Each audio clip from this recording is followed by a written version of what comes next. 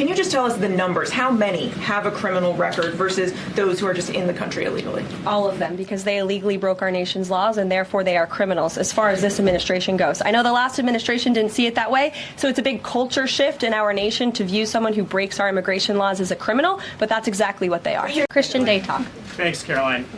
Just real quick, you mentioned the inflation executive order the president signed, but egg prices have skyrocketed since President Trump took office. So what specifically is he doing to lower those costs for Americans? Really glad you brought this up, because there is a lot of reporting out there that is putting the onus on this White House for the increased cost of eggs. I would like to point out to each and every one of you that in 2024, when Joe Biden was in the Oval Office, or upstairs in the residence sleeping, I'm not so sure, egg prices increased 65% in this country. We also have seen the cost of everything, not just eggs. Bacon, groceries, gasoline have increased because of the inflationary policies of the last administration. As far as the egg shortage, what's also contributing to that is that the Biden administration and the Department of Agriculture directed the mass killing of more than 100 million chickens, which has led to a lack of chicken supply in this country, therefore a lack of egg supply, which is leading to the shortage. So I will leave you with this point.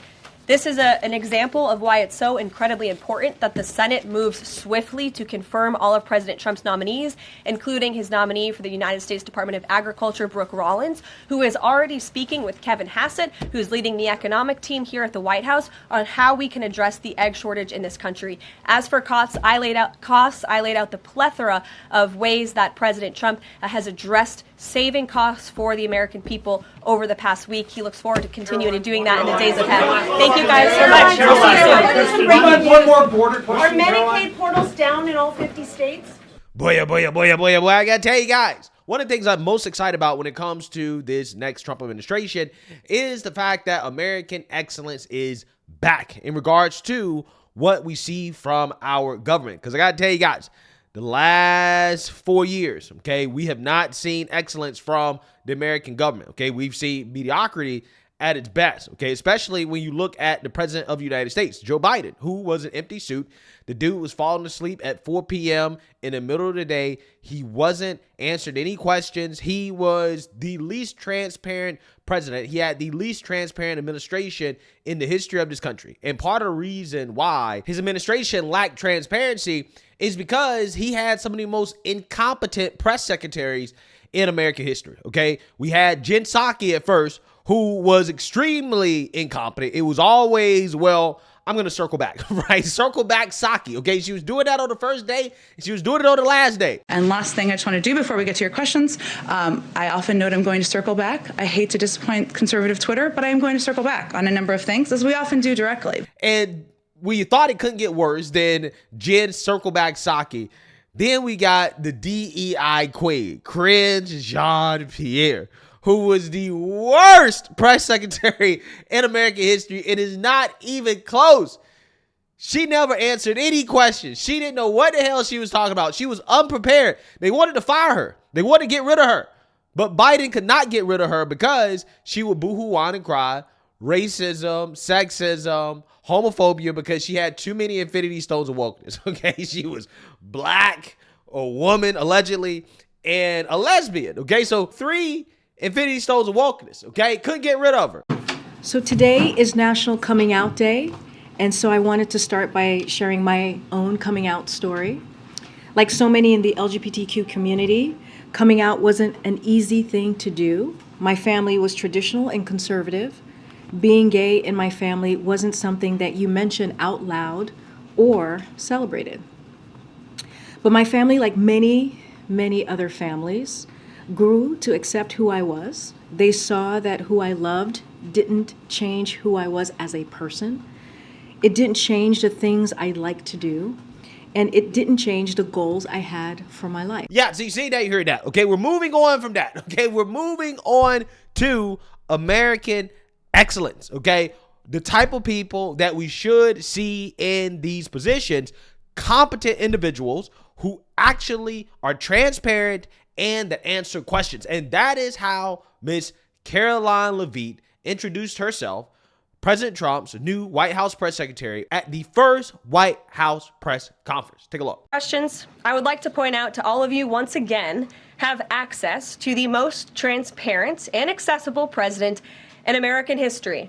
There has never been a president who communicates with the American people and the American press corps as openly and authentically as the 45th and now 47th president of the United States. This past week, President Trump has held multiple news conferences, gaggled on Air Force One multiple times, and sat down for a 2-part interview on Fox News, which aired last week. As Politico summed it up best, Trump is everywhere again. And that's because President Trump has a great story to tell about the legendary American revival that is well underway. And in keeping with this revolutionary media approach that President Trump deployed during the campaign, the Trump White House will speak to all media outlets and personalities, not just the legacy media who are seated in this room. Because according to recent polling from Gallup, Americans' trust in mass media has fallen to a record low. Millions of Americans, especially young people, have turned from traditional television outlets and newspapers to consume their news from podcasts, blogs, social media, and other independent outlets. It's essential to our team that we share President Trump's message everywhere and adapt this White House to the new media landscape in 2025. To do this, I am excited to announce the following changes will be made to this historic James S. Brady briefing room, where Mr. Brady's legacy will endure. This White House believes strongly in the First Amendment, so it's why our team will work diligently to restore the press passes of the 440 journalists whose passes were wrongly revoked by the previous administration. We're also opening up this briefing room to new media voices who produce news-related content and whose outlet is not already represented by one of the seats in this room. We welcome independent journalists, podcasters, social media influencers, and content creators to apply for credentials to cover this White House. And you can apply now on our new website, whitehouse.gov/new media. Yeah, so you see that, you heard that. That was Miss Karoline Leavitt, who, by the way, is the youngest White House press secretary ever. Okay, she did a great job being the press secretary for the Trump campaign. Okay, she was working for Elise Stefanik at one point. She was a very vocal Trump supporter in college, and she's worked her way up. Okay, she worked hard. She's clearly extremely talented, and she got one of the most important jobs in this country, okay, through her hard work, okay, not talking about her identity, right, or talking about what it means to be a woman and, you know, all this stuff. She didn't start off the press conference like that. She started off the press conference with business, talking about the importance of transparency and how we're going to answer questions, and we're also going to open up the media press room to not just the traditional press, which is dying, but also the alternative and independent media, okay, who have been locked out of the Biden administration. We're now letting other voices come in and to cover this administration because of transparency. Again, it's amazing how that works.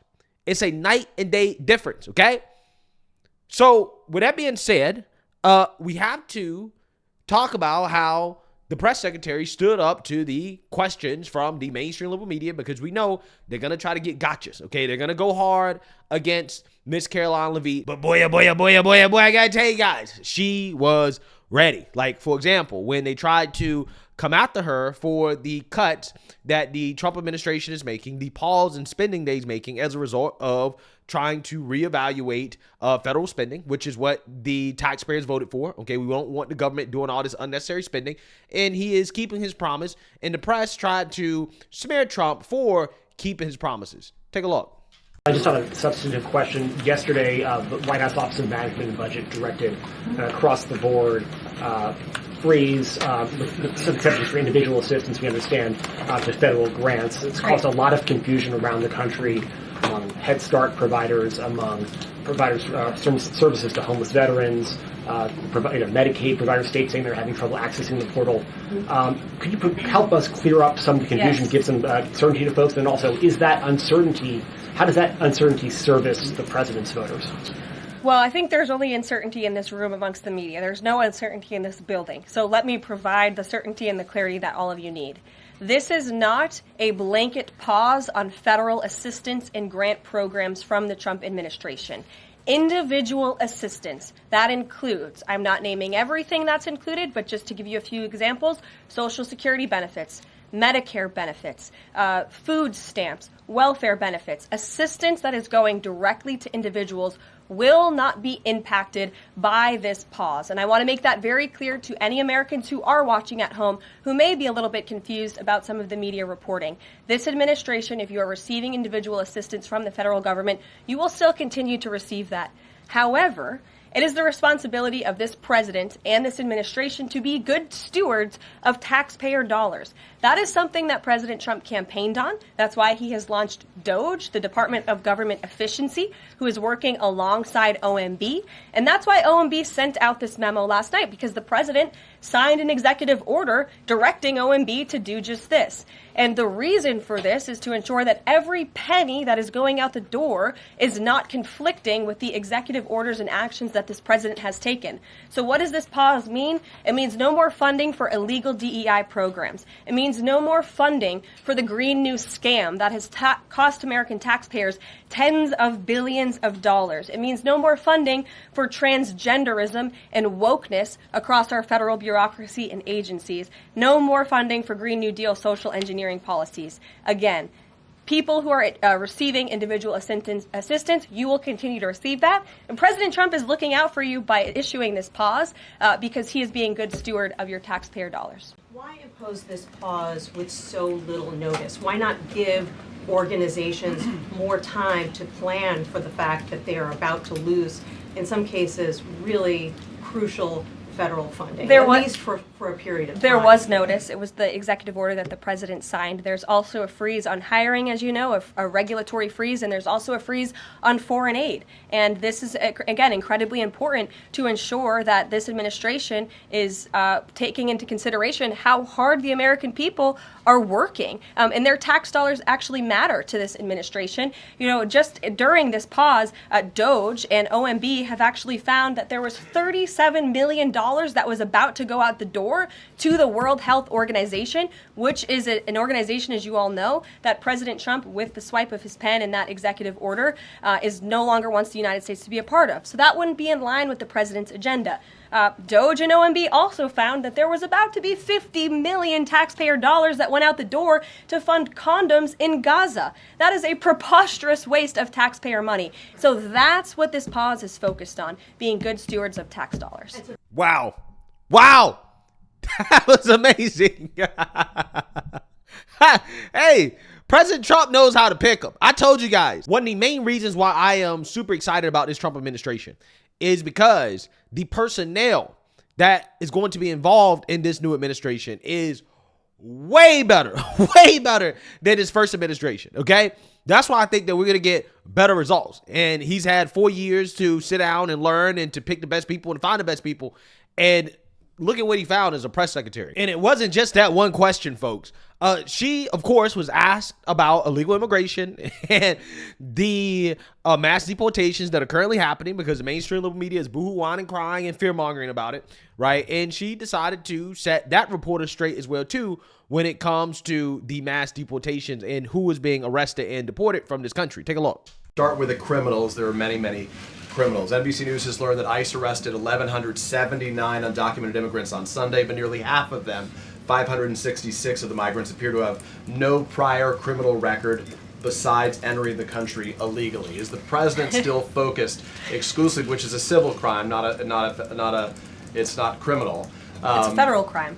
So I'm asking, though, he said he was going to focus on those violent offenders first. So is violent offenders no longer the predicate for these people to be deported? The president has said countless times on the campaign trail, I've been with him at the rallies, I know you've been there covering them too, Peter, that he is focused on launching the largest mass deportation operation in American history of illegal criminals. And if you are an individual, a foreign national, who illegally enters the United States of America, you are by definition a criminal, and so to be therefore clear, you are it's not subject to exclusively- deportation. I apologize for interrupting. So to be clear, it's not violent criminals do not receive precedence in terms of the deportations taking The place. president has also said two things can be true at the same time. We want to deport illegal criminals, illegal immigrants from this country, but the president has said that, of course, the illegal criminal drug dealers, the rapists, the murderers, the individuals who have committed heinous acts on the interior of our country and who have terrorized law-abiding American citizens, absolutely, those should be the priority of ICE, but that doesn't mean that the other illegal criminals who entered our nation's borders